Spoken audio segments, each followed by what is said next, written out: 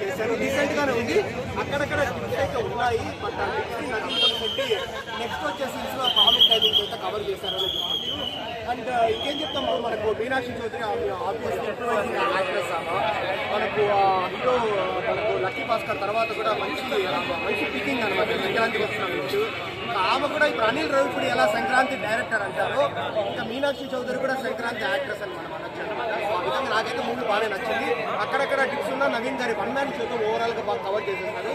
And మంచి emotions కూడా ఉన్నాయి. ఇప్పటి వరకు నాకైతే ఈ సంక్రాంతి రేస్ లో ఆబ్వియస్లీ నెంబర్ 1 గా నిలిచినది మన మెగాస్టార్ చిరంజీవి గారు, మనశంకర్ వరప్రసాద్. దాని తర్వాత అయితే ఇదే అని నాకు అనిపిస్తా ఉంది. ఇంకా శర్వానంద్ మూవీ పెండింగ్ ఉంది. ఈరోజు నైట్కి అయితే మనకు ప్రాపర్ గా రిజల్ట్ తెలుస్తుంది.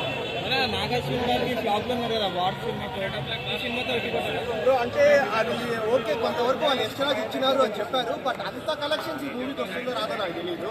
ఇప్పుడు ఏంటంటే టైట్ కాంపిటీషన్ కదా, 5 మూవీస్ రన్ చేయలేదు కాబట్టి కలెక్షన్స్ ఎంతవరకు నాకు తెలియదు. నేనేమి డిస్ట్రిబ్యూటర్ ప్రొడ్యూసర్ కాదు, కానీ నాకు తెలిసింది ఒకటే, హ్యాపీగా పండగ వచ్చేసిన మూవీకి అయితే రావచ్చు అనమాట. బాగానే నవ్వుకుంటారు. Decent movie, like మిస్సెట్టి mister Polishetty ఏ విధంగా మన కామెడీ లాస్ట్ ఎమోషన్ ఉందో ఈ విధంగా కూడా movie out and out comedy last emotion angle కూడా కలిపినారు.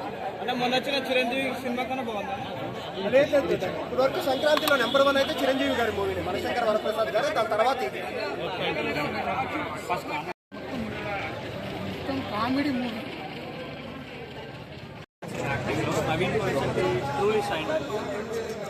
హీరోయిన్ పర్ఫార్మెన్స్ కూడా యాక్చువల్ చాలా బాగుంది compare to the previous movies. ఈ మూవీలో హీరోయిన్ కానీ అందరూ సపోర్టింగ్ యాక్టర్స్ కానీ చాలా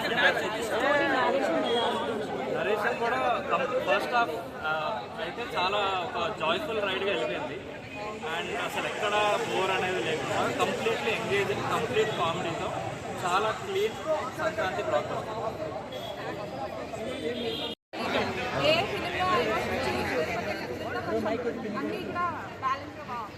ఫైట్స్ ఉన్నాయి మూవీలో, ఫైట్స్ ఉన్నాయా? కానీ మూవీ లాగ్ అంటున్నారు కదా మీరు సెకండ్ హాఫ్.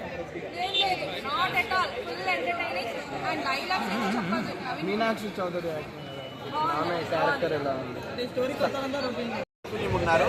ఆవిడ గ్లామరస్ గా కనిపిస్తారు, క్యూట్ గా ఉంటారు, ఇన్నోసెంట్ గా ఉంటారు. ఆవిడ కూడా కామెడీ పండిస్తారు. అండ్ ఎస్పెషల్లీ వీళ్ళిద్దరు కాంబినేషన్ లో ఉండే కామెడీ సీన్స్ అన్ని చాలా బాగా వర్కౌట్ అయ్యి, ఎక్కడైతే కుళ్ళు కామెడీ అండ్ రొట్ట కామెడీ, డబుల్ మీనింగ్ జోకులు ఇలాంటివి ఏమీ లేకుండా కూడా చాలా క్లీన్ కామెడీ అన్న ఫ్యామిలీ ఆడియన్స్ తో పోయి నీట్ గా ఎంజాయ్ చేయొచ్చు. పాటలు కూడా అన్ని చాలా బాగా వర్కౌట్ అయ్యాయి. బీజిఎం కూడా బాగా వర్కౌట్ అయింది. కామెడీతో పాటు పక్కన పెట్టేస్తే ప్రీ క్లైమాక్స్ దగ్గర అండ్ మూవీలో మధ్యలో అక్కడక్కడ మనకి కొన్ని ఎమోషనల్ సీన్స్ కూడా ఉంటాయి. అక్కడ కూడా నవీన్ గారి యాక్టింగ్ ఎమోషనల్ సీక్వెన్సెస్ లో చాలా బాగా. 3-4 ర్యాంక్ ఎవరికి ఇస్తారు? First rank Manashankar Varaprasad, second rank అనగనగా ఒక రాజు, థర్డ్ ర్యాంక్ కాదు, థర్డ్ ర్యాంక్ నారీ నడమ మురారి. అసలు ఈ ముగ్గురు ఉన్నాయి. రాజాసాబ్ సినిమా మాత్రం అయితే నేను కంపేర్ చేయలేను, ఎందుకంటే రాజాసాబ్ సినిమా ఇంటర్నేషనల్, ఈ ఫ్యామిలీ మూవీస్ లో కంపేర్ చేయలేను. అది ఒక బ్రాండ్, అది ఒక వేరే లెవెల్, వరల్డ్ లెవెల్లో ఉంటుంది కాబట్టి ఈ సినిమాకు కంపేర్ చేయలేను. కూడా ఒక విధంగా బాగుంది ఈ మూవీ. మా ప్రభాస్ అన్నప్పుడు ఉంటే ఇంకా బాగుందని నా ఫీలింగ్ కలిగింది. అంత బాగుంది మూవీ అయితే. ఇలాంటి ఫిల్మ్ ఎవరైనా స్టార్ హీరో చేయాలనుకుంటే చేయొచ్చు, అంత బాగుంది మూవీ. అండ్ 3 years పెట్టినందుకు టైము ఏం పర్లేదు.